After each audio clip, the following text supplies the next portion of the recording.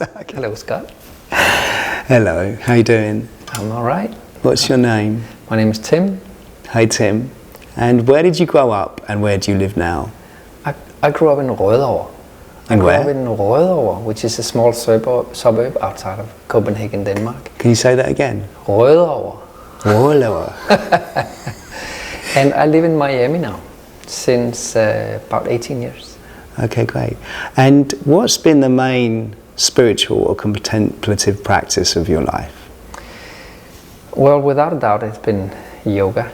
I've been studying yoga since early 90s, and Ashtanga yoga since 99, and we now have 2024. So what's that? That's 25 years with Ashtanga and about 30 years with yoga and total.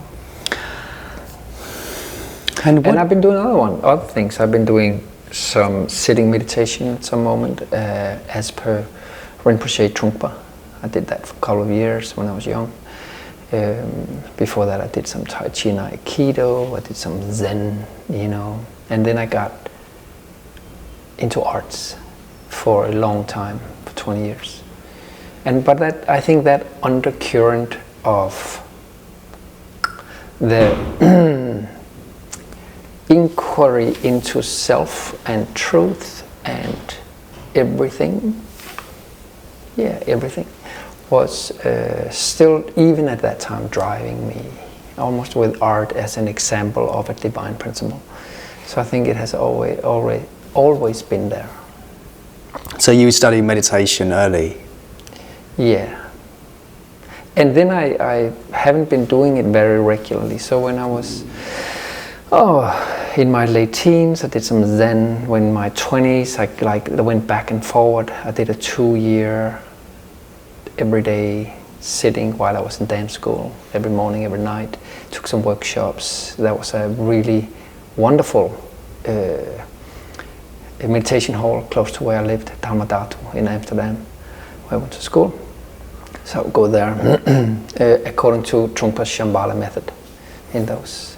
And what do you think those spiritual practices were helping you to see about yourself? Well, I felt that wisdom, in retrospect, right? I felt that wisdom was hard to come by. Knowing anything was hard to come by. Having some markers, pointers in life that would help me as a human being was hard to come by. Still to this day, I think that life is deeply confusing and crazy and wild. And to walk into a yoga shala and adhere in practice to the simplicity of the practice, the practice simple way to thrust into, in this regard, now we do yoga, yamas, into the yamas, and the niyamas maybe also, is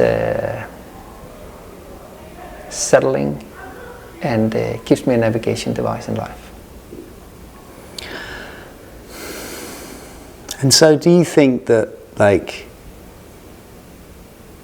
when you grounded yourself in that at the beginning, that's what it did? I think so, yeah. And when you said an undercurrent has always been there, even when you're doing like the arts and the creativity, because the arts is almost like, well, like we could, often people say like dance is like a meditation in itself, but I'm sure it can be quite intense as well, right? Yeah, I wouldn't say dance is a meditation, but it is perhaps a practice of one-pointedness. And it is a place where the mind settles in on one object. And it is intense and difficult enough so there's not space for otherness, something else. So in that way, perhaps we can call it meditative action rather than meditative state. Mm. And I think that people who in general are looking for an intensity in their life, we to some degree like either looking for that kind of oneness with self or getting away from the part of ourselves which is not the healthiest part of ourselves, perhaps, whether we know it or not. There's this sense, I'm almost saying, like when, like dance is a meditative action, whereas meditation and yoga is more a meditative insight, which you have ways you can follow and live your life. Whereas people who say, like dance is a meditation, it's the way I can just, for that moment, channel my mind. Whereas yoga and meditation has more of a direction, it's pointing you. It is literally a guided meditative action, right? We know what we're doing. The whole practice of yoga is built on activity that leads to the potentiality of dhyana, of an absorbed state, which can lead to another more exotic state. Whereas dance, you either find it or you don't, and you can get lost there, right, in just ambition, because there's so much pressure around you. So unless you are a little bit careful, then it's easy to get lost.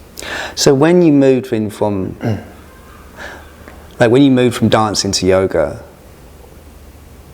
was it the fact that you wanted the meditative approach, the contemplative life, that kind of thing that drove you, but actually you could move with it at the same time?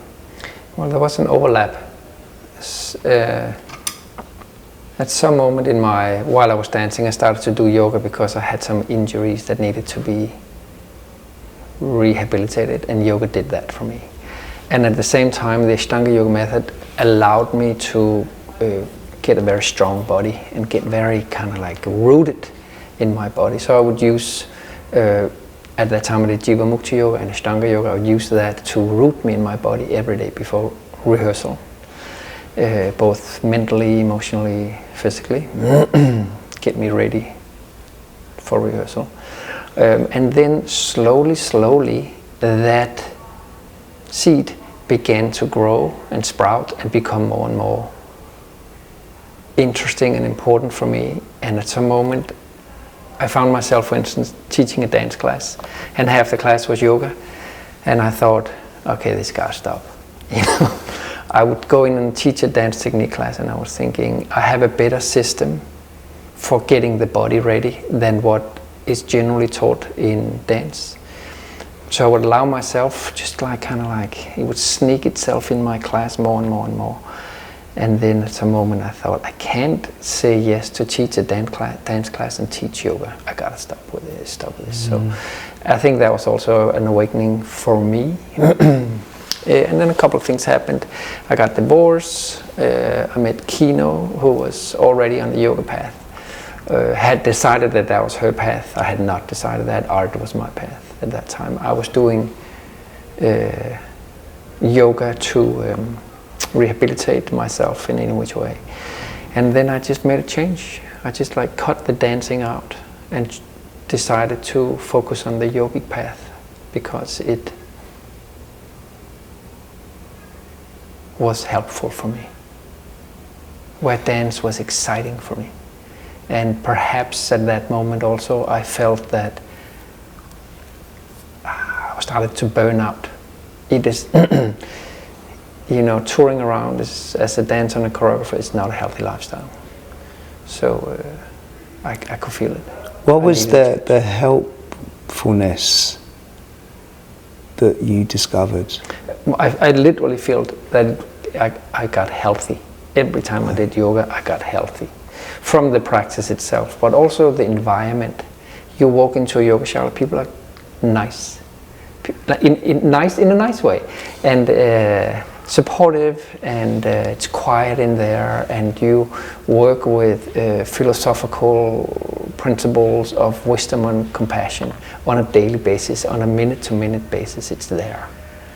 It's deeply healing for heart and soul also. At least that's how I feel about it. How quickly did the philosophical component become part of your life? Well, in those days in 1999, the going rate was 99% practice and 1% theory. And my first teacher, Lino Miele, he said, follow that. And then, so I decided not to read anything or not pursue anything, just practice every day. And at some moment he began to present me for books that I should read, and then I started to read them. And for me that worked very well, because now I had an experience to base my intellectual studies on. And then the intellectual studies got more and more important for me when the first romance and honeymoon of the asana practice began to fade. When I found myself on my mat early in the morning, everyone was sleeping, cold outside, not really wanting to get out of bed, and then getting on my mat and thinking, why do I have to do Karandavasana again? And why do I have to do all these chitwaris? So that led me further into, what is it? What is this idea that I should do so many chitwaris here at 6 a.m. in the morning, 4 a.m. in the morning? Why am I doing this? So that made me start to look for the yoga theory, and I started to look to study with different Western teachers, and it got me more confused. And then at some moment in Mysore, I ran into some very solid, experienced, traditional teachers who made the whole thing open up for me. And then I fell in love with my teacher, this 80-year-old Brahmin man from Mysore, and then it was. There's something when you got that falling in love with a teacher. What was it because of? Well, he was so real, and he was a kind of man that I hadn't been subject to before. He was, I don't know how to describe it, but he was living in the moments that I saw him for the rendering of the material, for passing the material on, for standing inside the paradigm of the text that we were working with, and trying to extract the essence of this text and place it to me so I could understand it and potentially apply it in my life if I chose to do so. And also he's a world-renowned teacher, so he is very, very adept in experiencing who sits in front of him. And I feel more than gratitude. I feel very lucky that he chose to take me as his students, and for all the hours that I've been in his audience. And what do you feel that's given you? As I mentioned before, I primarily studied the Yoga Sutras by Patanjali, and in the process of that, a lot of texts, a lot of other thoughts that is supportive of that particular point of view, such as Vedanta and Sankhya and the Buddha's thoughts and so forth. And in the process of that, I feel I started to get a little bit of grit on what I can expect as a human being in this life. And by doing so, I feel I start to be able to navigate better interactions with other people, interactions with myself, emotions rising, what to do, how to work with these emotions. Or said another way, how to navigate external and internal stimuli. I feel that they are presenting me with a way of showing up which is leading me to a more satisfying life. Interacting with myself and other people. Do you feel like, when you look at the different philosophies like Vedanta and Sankhya and Buddhism, do you kind of take something from each of them that's helpful, or do you go all in on one, all in on another? And how does it work when you kind of draw on different influences, when you talk about your practice and and like helping you to navigate your life? So when I was a young dancer, I was in dance school for 4 years, and they presented us every day. We had another teacher, another technique that was applied to us.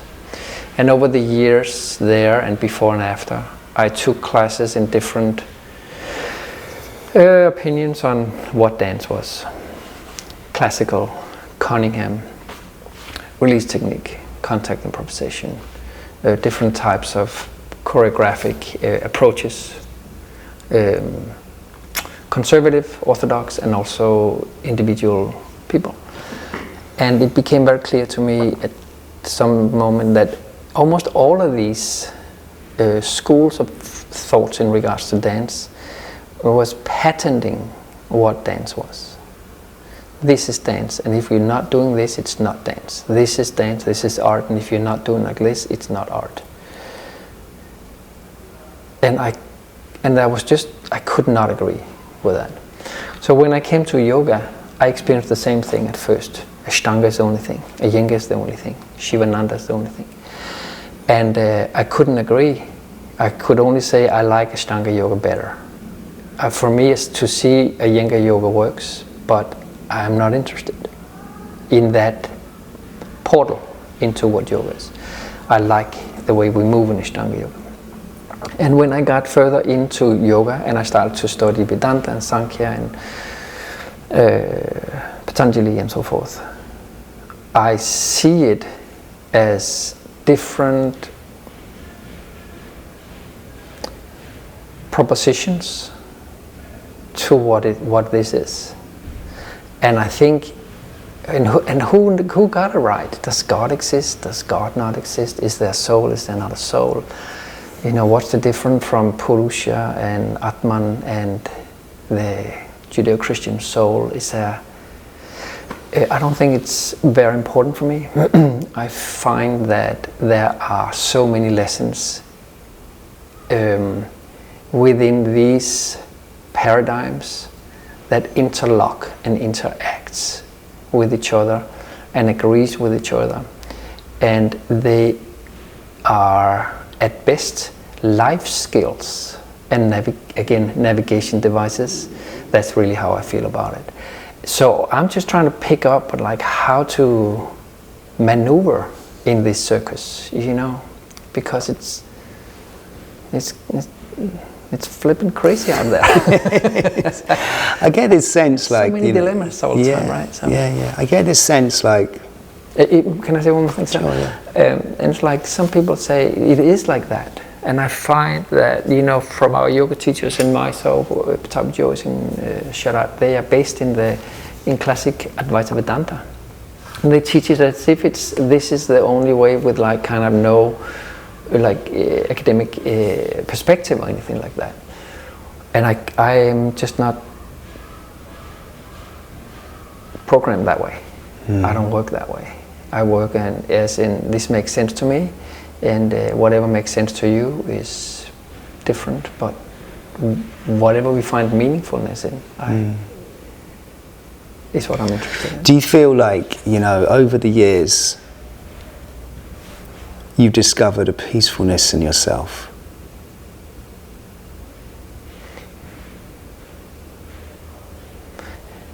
Yeah. I feel that I'm 58, I'm past my prime, and there is a joy in that. I'm not trying to improve on my asana anymore, for instance. There was a time where things came much easier. There's asanas that I'm doing today that I'm struggling with doing, that they just came out of my body so easy. So in those days I was trying to make it better, because that leg just came around that neck so easily, so I was trying to make it better and better and better. And now if it goes up there and I'm like comparatively close to what I used to be once, I'm like, yeah, it's a good day, man. So there is a relief in that, in settling into what is instead of what I want it to be. And that in that way my practice has changed from being many things to become a device for maintaining health and continuous healing on a deeper plane, where that was not necessarily what I was after before. So before it could have been like the next thing, the next pose, which Ashtanga has that kind of like fun of it, right? You know, getting on your mat and getting in the zone and being completely immersed in a place where physicality and thought process and emotion and sensory experiences merge and becomes buoyant, liquid, and you're just working for the next movement or for the next breath or for the next heartbeat, then everything else is gone, and that and then you move into that and you move out of that, and it's such a maybe my happy place, you know, and definitely a meditative state, without doubt. On a good day, on a good moment, meditative state. On a slight slip on that, meditative action. On a slip of that, a intense aspiration. And like it all kind of goes together, you know, in this juicy plasma state, you know. And are you still getting that now? Less. I think I'm, you know, you gotta get, I feel that work, for me, that has worked best when my body was with strong aptitude. And as a 58-year-old, I must admit that, you know, everything is not as easy as it used to be. So it is a different, I can't get as warm. I can't get as juicy as I used to be, and there's a portal in juiciness, which I think I have gone for a lot. And I can't get there in that way anymore. I have to be more patient, I have to be soft on my approach, I have to ask more, I have to take less. But within that approach, there's a subtlety which offers a similar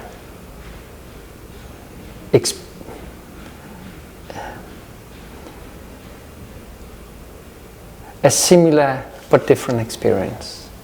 So it's like now subtlety is the portal. Yeah, absolutely. But and I would say it's not that it wasn't there before. I was just like, when you were looking at me from outside, I was like purple in my face and sweat was flying. But there was a deeply subtle kind of like red hot burning cinder. Not too long ago, a couple of years ago, I did a 3-day kind of brush up in the Vipassana technique from Goyenka sitting, and it seems to me that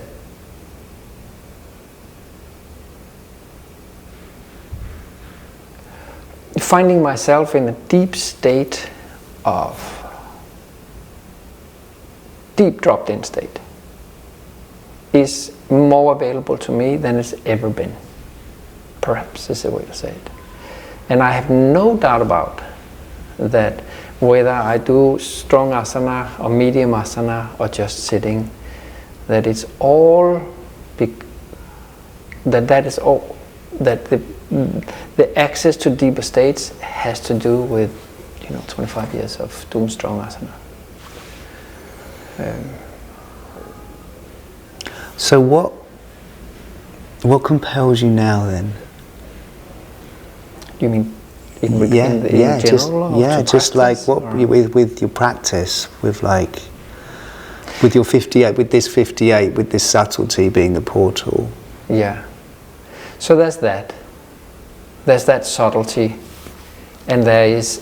You mentioned deep rest, like these or contentment before, and within that state, we talk about yoga a lot. We talk about peace, and the Buddhist counter to the yogic principle of finding peace and tranquility and equanimity is that sometimes yoga forget that that's just the interim state that we need to reach to get into what really matters.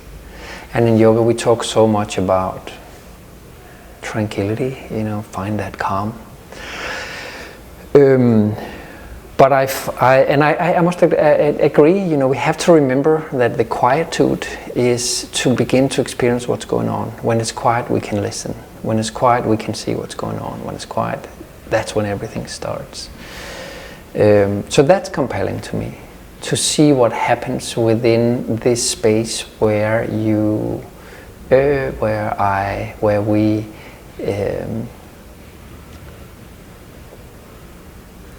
look for the quietude in conversation, in relations, in living, in every sensory experience.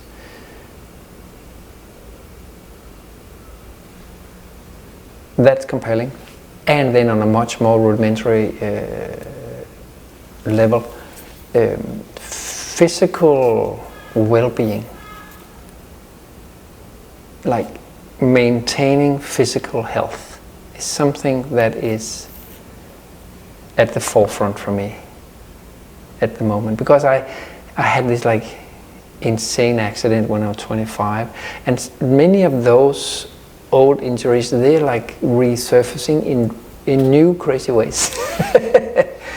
So if I keep my knees strong, if I keep my feet strong, if I keep my back strong, and flexible, functional strength, not just, then I feel good in my body, and then I can attend to things that interest me. There's something we spoke earlier about, and I think you touched on it around, and I kind of draw back on the fact you've gone back into a little bit of your Vipassana study, which means that the Dharma is becoming maybe back around again, or maybe it's never left. But there's something you spoke of earlier, teaching that you were connected to, which really moved me. I wonder if you could share that. There was a teaching that you shared around joy. I forgot what that was. So it was. There was this really lovely.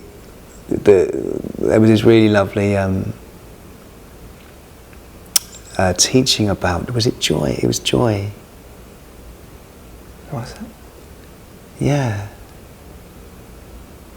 What was it you said? You said something. Was it about heaven now? Yeah. Oh, heaven okay. now. Yeah. And it's so I'll begin again.